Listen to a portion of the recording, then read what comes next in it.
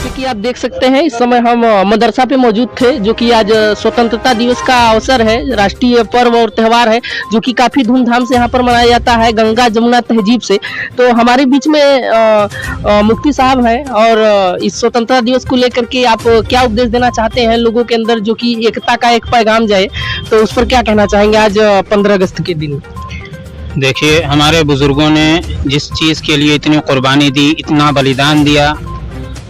वो सिर्फ इस वजह से था कि अंग्रेज़ों ने जो यहाँ फूट डाल रखा था उस फूट को ख़त्म करके आपस में भाईचारा, मोहब्बत और एक दूसरे के साथ जो है कि मिलजुल करके एक दूसरे के सुख दुख में शरीक होकर के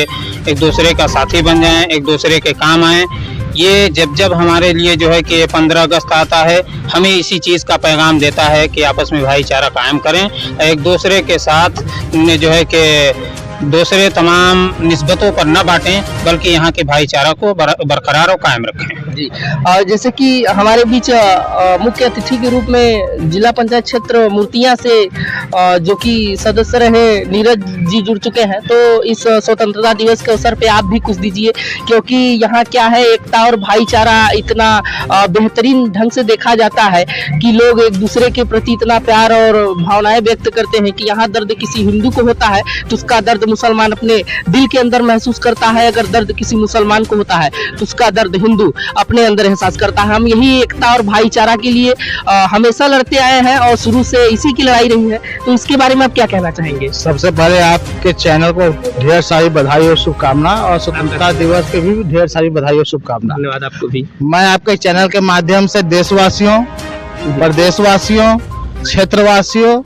और नगर वासियों से अपील करना चाहूँगा कि आपसी भाईचारा कायम रखें और आपस में मिलजुल कर रखें। एक पड़ोसी दूसरे पड़ोसी के सदैव काम जैसे हिंदुस्तान में आता रहा है उसी तरह से आता रहे, और जो हमारे पूर्वजों ने कुर्बानियाँ दी, जो उनका उद्देश्य था हम लोगों को स्वतंत्रता दिलाकर आपस में भाईचारा स्थापित करना, इसको हमेशा स्थापित करे रहें। और साथ ही साथ अपने आसपास गंदगी को इकट्ठा न होने दें, इससे बीमारियां फैलती हैं, तो स्वच्छ रखिए अपने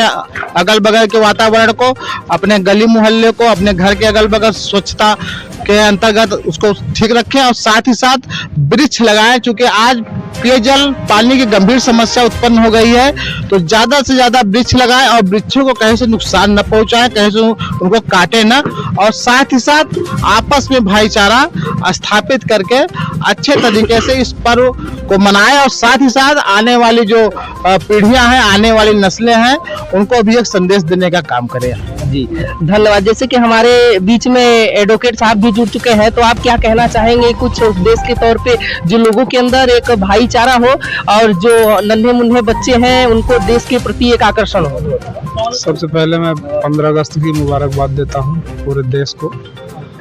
और हमको अपने इतिहास से एक सबक लेना चाहिए कि हमारे इतिहास में जब 15 अगस्त 1947 को हमारा देश आज़ाद हुआ तो हमारे पूर्वजों ने कितना बलिदान दिया था, कितना खून बहाया था, और इस फिरंगी हुकूमत से अपने आप को आज़ादी पाई थी।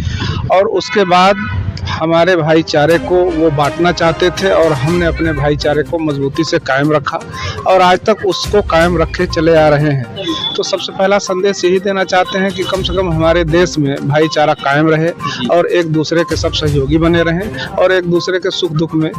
साथी रहें। दूसरी बात ये कि हमारा देश जो सारी मुसीबतों से झेल रहा है,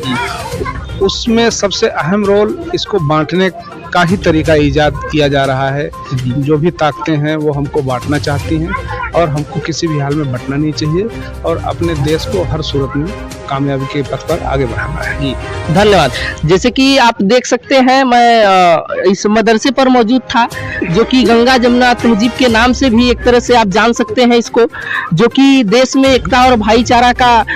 बहुत ही बड़ा यहाँ से प्रमाण मिलता है। तो मैं आपको बता दूं कि हमारे देश को मिटाने की साजिश आज से नहीं सदियों से चलती आई है, और किसी ने कहा है यूनान मिस्र रोमा मिट गए जहाँ से, बाकी है नामो निशा हमारा, कुछ बात है जो हस्ती मिटती नहीं, सदियों रहा है दौरे दुश्मन जहाँ हमारा। तो साथियों, हर खबर पर होगी हमारी नजर, सड़क से लेकर संसद तक गूंजेगी आवाज, और खुश रहें, स्वस्थ रहें, अपने अपने परिवार का ख्याल रखें।